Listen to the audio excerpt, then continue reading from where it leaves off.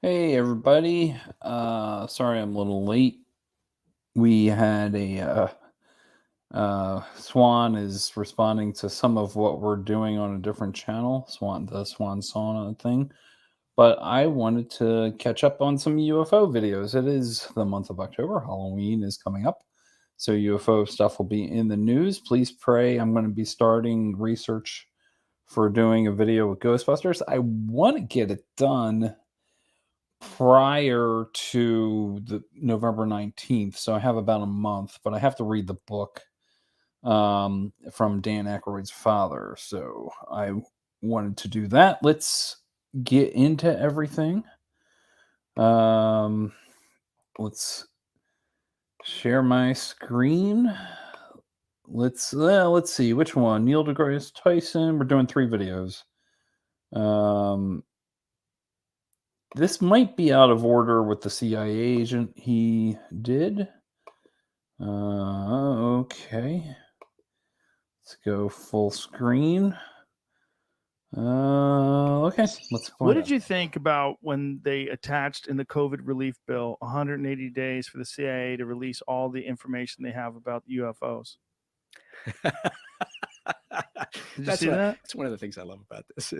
We can go It's from like, there. yeah, oh my God, it's Yeah, we fantastic. can't be taken seriously that way. Yeah, It's the best. no. But I will say this: I tell people this all the time. They say, why is it so entertaining? I said because he's curious about everything. He's genuinely curious about everything, and it's a good question. Look, I'm happy that when it comes to UFOs, there's a lot of things that the agency needs to keep, off the radar, right? For think so? sources and methods, right? It's a For those not in the know, sources and methods are how you collected the information. So there sometimes the intelligence world will scrub information to not be so precise. They don't want to give away how they got the information. need to know issue. And frankly, again, going back to what's in the U.S. best interest, for that day when China decides to release all of their intel operations and information, then great. Maybe it's time for us to be transparent. But that's Do not you the way think the world that's what it works. is? A lot of it is just secret programs, defense vehicles. Well, no. What I'm saying is there is going to be a good bit of UFOs that are defense vehicles. Not all. As we go over in the main UFO video I did, and also the interview I did with Ken Samples. Oh, in terms of the UFO thing, a great portion of it is. Yeah, a great How portion much? of it is. You notice how he said a great portion, but not all. 50%. Oh, now I would say the vast majority, percentage-wise, is natural phenomenon like meteors or maybe Venus or misidentified airplanes. But it's that residual number that's the interesting part that we really want to talk about. 47% actually, but don't What do tell you anybody I think? said that. That's well known inside the community. Yeah, no, look, I think it's good because I think it's for the same reason the Pentagon released the information about ATIP, about the Advanced Aeronautical Threat Identification Program. I think it's actually good. There's no reason why we shouldn't, unless you are talking about developmental aircraft as an example, right? Which is important because whether you're talking about hypersonic aircraft or missiles or whatever it is, there's some stuff that needs to be kept off the radar screen because there is a tremendous competition going on right now particularly for things like control of space. That's going to be a huge issue, right? Yeah. Because the weaponization of space. For a long time, people were thinking, space, it's a great exploration and it's good for mankind. And frankly, there is a race to figure out how to weaponize space. Men will weaponize everything. And so as an example of what we're talking about, the idea of just saying, we're going to open the books as a country and reveal all our information about, developmental aircraft as an example, that's the wrong move, right? But do you think there are any credible stories, whether it's from Commander David Fravor, who saw that Tic Tac vehicle off the coast of San Diego, or whatever video? Yeah. If I had to point to one, I would say Fravor. Yeah. I would say without a doubt, I'd say the one that if I were somebody who's looking for some redemption, because I've been beating the drum about UFOs and nobody's ever believed me, they always roll their eyes. I would say the one thing that would give them comfort would be the incident with Commander Fravor and that I think I used him in the clip. I think that's the one that met him at the rendezvous point. sighting. Mm-hmm. That's one that I have yet to see an explanation for that makes any sense. Well, So, not only that, they tracked it. yeah. Like there's Oh, yeah, yeah. and then also it blocked their radar systems, which is an act of war. It actively jammed radar systems. It's not simple as like they saw something they didn't know what it was. Like they tracked this thing going from I think it was close to 80,000 feet above sea level to one right down. Yeah. in 1 second. Yeah. No signs of propulsion. Yeah. No heat signatures, nothing. Right. And it was it's one of those things you look at and you go, okay. And look, the ATIP program made sense in the sense that, you know, if a nation is out there, if the Chinese are out there or the Russians or whomever, and they're developing a propulsion capability that we don't know about, then yeah, we should have a mechanism within the Pentagon, within the intel community to understand what that is. Let's research it, let's investigate, right?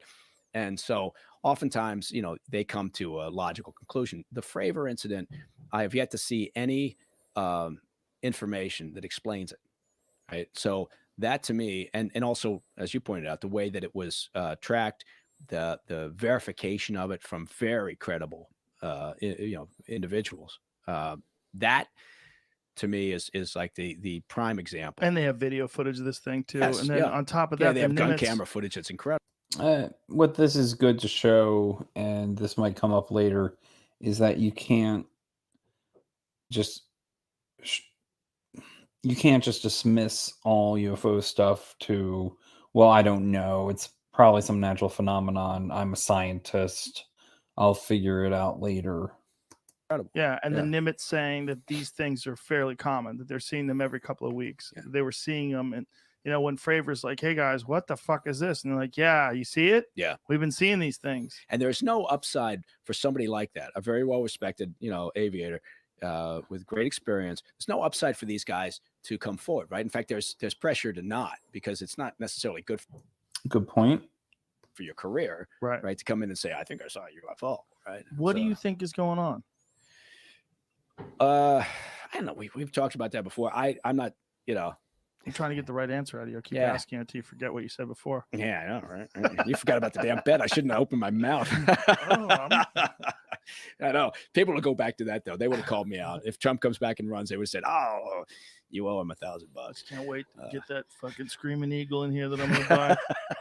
Yeah, I'm gonna I'll buy it for you with the money, and I'll put a little plaque on there to say where it came from. Big bronze eagle. I know, big. Oh god, I've got one. I gave a speech one time up for a Veterans Day event, and it was very kind. They gave me this big eagle. I keep it in my office now. It's fantastic. I keep it in the background when I do news segments from my office, and it's like perched over my shoulder. Nice. You got to have one in here. Anyway, I don't know. You think about it at all? Yeah, I do. In the terms of and like I said, with Black Files Declassified coming up, I just got another plug-in. We're going to do an episode. That's on the Discovery Channel, isn't it? I think I know what they are, and it makes me sound nuts to the outside world, but I'll post a link later in the description. It is on Discovery Channel, and you know what? You can see the entire first season on Discovery Plus. Nice segue into an ad there, so that's why I plugged my video. So I think it's foolish to discount these things because there's so much we don't know, right? So, and the idea of thinking that somehow we're the only, you know, credible life forms out there, I think is ridiculous. It's not ridiculous because the science and the math show that it's very likely we're the only life form in the universe. But if you go interdimensional, that's where the answer comes in. That's why I started with the biology stuff and the science stuff in my video. So, because that is the number one way that they would say, yeah, there has to be life somewhere. So these UFOs must be aliens. I think there's a high possibility that that there's, yes, I do think that, but at the same time, then I also question sort of the way that that's great. If some alien life force with amazing technology that we can't even fathom right now comes to visit us, then what the hell are they doing? Are they just sort of like watching us just for the entertainment value? Or what? So I'm always puzzled by that part. Like, the idea that, I don't know. Well, they So probably want to observe, but they don't want to interfere. It's probably, if they're But they are interfering. super advanced, they probably realize there's a process that intelligent life goes through, where there's stages of their evolutionary development in terms of use of technology, understanding of each other, mitigation of war and conflict, and then ultimately entrance into the Galactic Federation. Catch new episodes of the Joe Rogan. All right. Let's let's do the second one. So some standard stuff there. I think this is the same guy, probably same episode. Let's get this rolling. Joe Rogan Experience. So when did you different get guy. interested in the subject of UFOs? That happened at a surprisingly early age. I was 7 years old at a boarding school, and the principal of the school, a friend of his, had photographed video, an old reel-to-reel Kodak movie camera, had taken a home movie of a video of a UFO flying in beautiful blue skies, cumulus clouds, huge golden disc that comes into the picture and banks, goes into a cloud, and it disappears into this sort of wispy cloud in a way that would be very, very hard, I think, to fake somehow, particularly in those days with no computer generated imagery. And it comes out the other side and then sort of goes off over the horizon. And I was, stunned and flabbergasted, and myself and all the other kids ran outside that night and were looking at the stars, and it just sparked my curiosity, a lifelong curiosity. So once you got into government, and once you were there, you're basically there, you had to start asking questions like, did you wait a while? Like, how long did you ask for? Sure did. Hey, what do you guys know? Yeah. Well, for a long time I waited. Very rarely. I looked for openings. I looked for opportunities. So, for example, the stigma is so great that you're reluctant, obviously, to raise that issue. A couple times there were some natural opportunities. So one of my colleagues on the Intelligence Committee was going to Hawaii for some oversight trips, meetings, and he went to the Maui Space Optical Tracking Facility. And I said to him, while you're there, why don't you just check and see, do they ever see anything weird they can't explain and so forth? So he did. And Pete called me up and said, hey, you wouldn't believe this. I've got this videotape here, and it shows these weird things. And so I talked to the Air Force people. They sent the tape to us. Turns out it was totally unclassified. I showed it to Senator Cohen and some others, and it ended up on...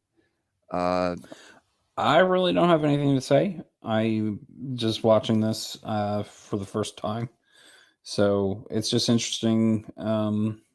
It's just an interesting eyewitness testimony. I just felt I had to interject here.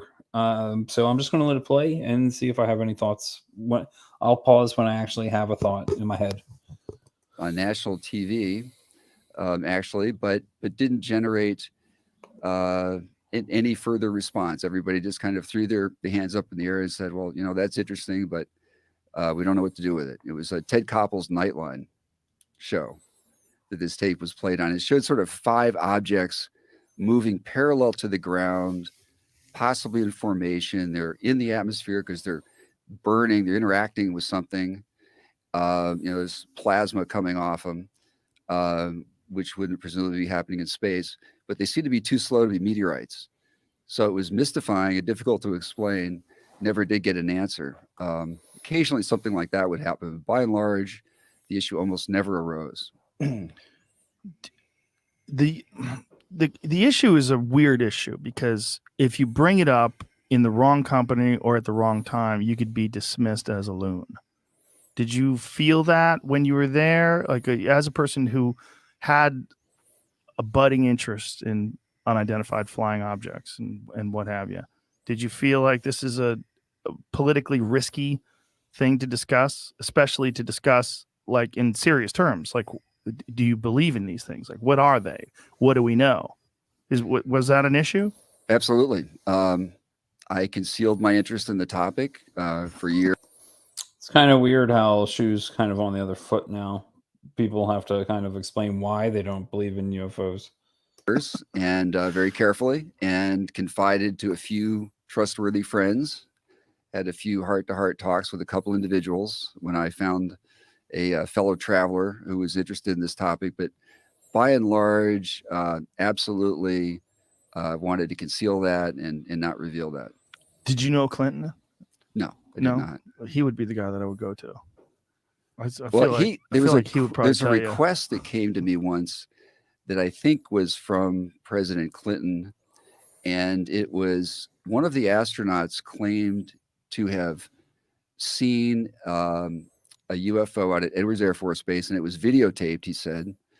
And he described this in his memoir and wanted the president to get hold of the tape of the video. And Secretary Cohen came back to the Pentagon from a meeting, and a message came down to me to go to try to find this tape. And unfortunately, there was I got nowhere with that. The Air Force was adamant that there was no such tape, there was no such information. Anything they had on UFOs have been destroyed.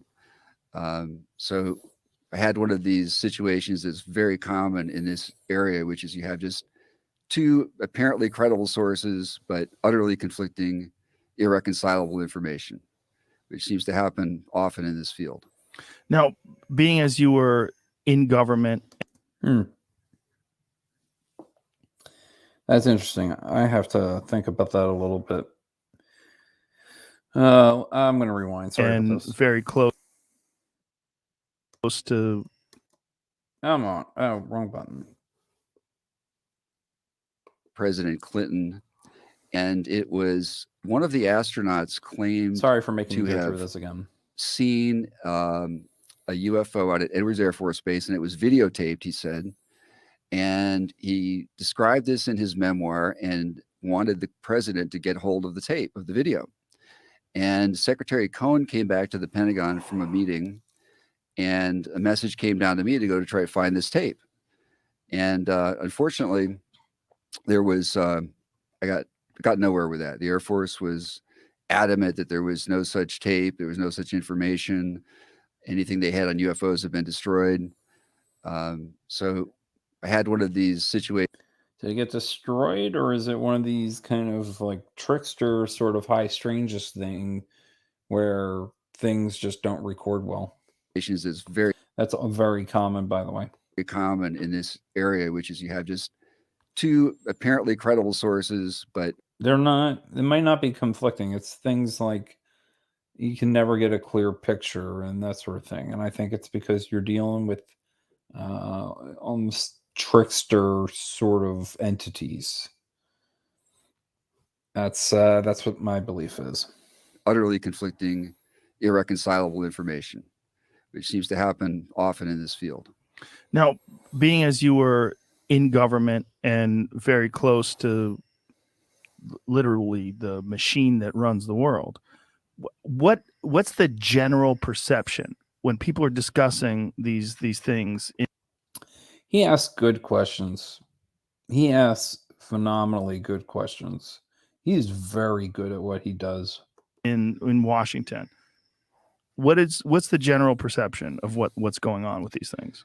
Well, I'm happy to say that it's changed. That perception has changed considerably in the last few years. People feel like they have permission to talk about it. When do you think this happened? Which is why we should begin social media banning discussions, is because when people feel they can't talk about stuff, you lose information. And that's not just about UFOs, obviously. This happened after the New York Times article and subsequent press beginning in 2017, December 2017. And that sort of gave people permission to talk about this. And I've actually had Pentagon friends who said, this is kind of cool. We don't have to go in the closet to talk about this anymore. What do you think kept it in the closet before? Like, when did the stigma? I'm going to guess people don't want to be considered crazy. From the start. And do you think this was like intentionally sort of set up this way? It was. It was the Robertson Panel Commission, 1953, and they concluded during those Cold War days that this was a potential threat to national security because UFO reports might overwhelm our air defense and communication system. And that, Oh, okay. Well, that is a good point. Where I think Jacques Vallée mentions this too. So if every single UFO report came in, then they wouldn't want what they actually cared about to come in.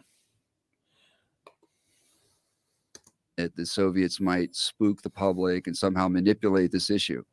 So they actually advocated in writing that this issue be debunked and discredited, and the government went ahead and did so extremely successfully, unfortunately. And this all started with the Project Blue Book, correct? Correct. It was during that era.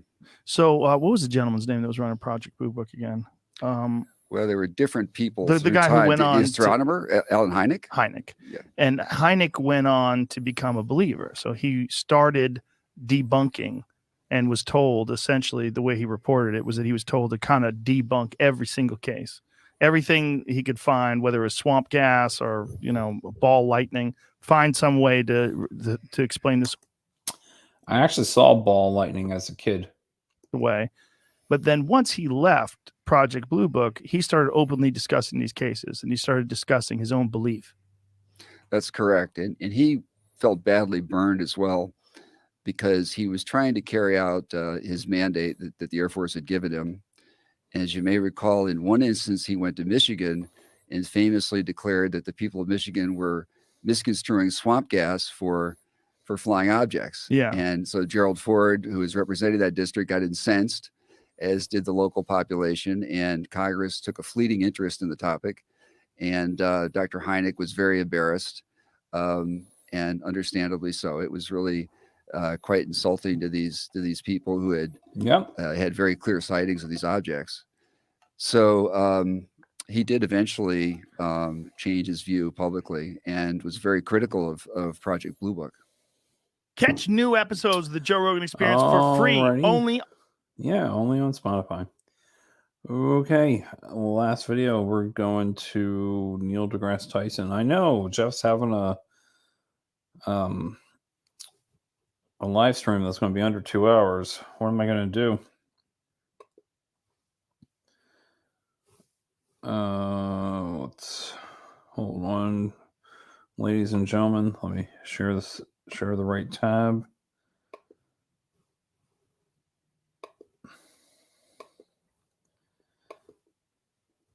All right. Joe Rogan Experience.